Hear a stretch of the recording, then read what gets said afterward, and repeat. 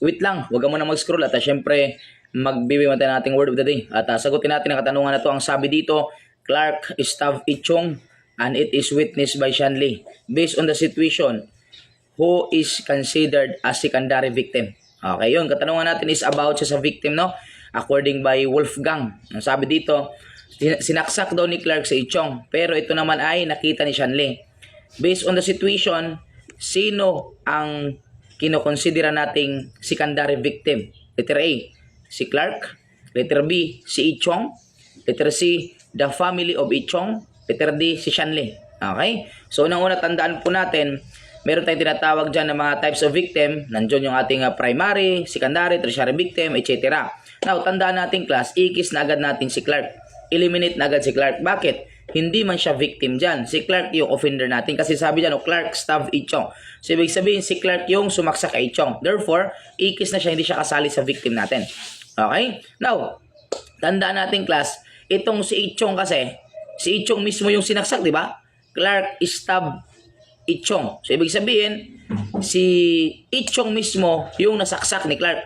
Therefore, si Ichong is considered as primary victim. Kasi class, yung tao na nakareceive ng aggression, yung personal victim talaga, yung nasaksak, yung nanakawan, yung napatay, that is considered primary victim yon. So, ibig sabihin, si Ichong ay ikis na din kasi primary victim yan. Okay?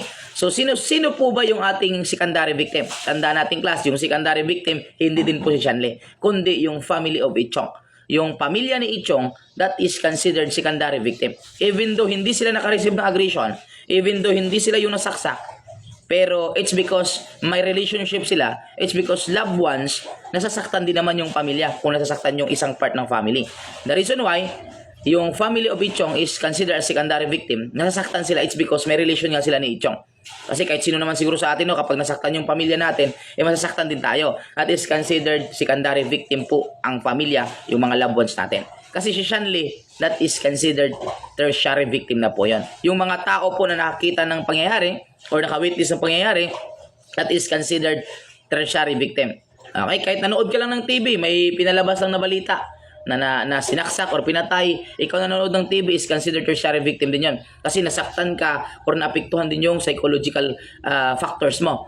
For example, binaril sa harap mo yung isang tao. Di ba, apektado ka din doon. Hindi ko yung nakareceive ng aggression. Pero, dahil nakita mo yung pangyayari, malaki yung impact sa iyo noon. That is called tertiary victim tawag sa'yo. Okay? So, the correct answer is Charlie, the family of Ichong. And sana nakatulong sa ito. At syempre, ito pa din ang inyong lingkod, your Mr. Word of the Day, Emmanuel Damasur Schumann, Bilay sa Bilacalo sa CBRC National Tour and Registered Criminologist. Nasasabi sa inyo na para pumasa sa examination, kailangan natin ng baso siya at tsamba. Baso siya, basa, sulat, and share, sabi ng tsamba, tiyaga, sipag, at manalangin bawat araw. Thank you so much. God bless you.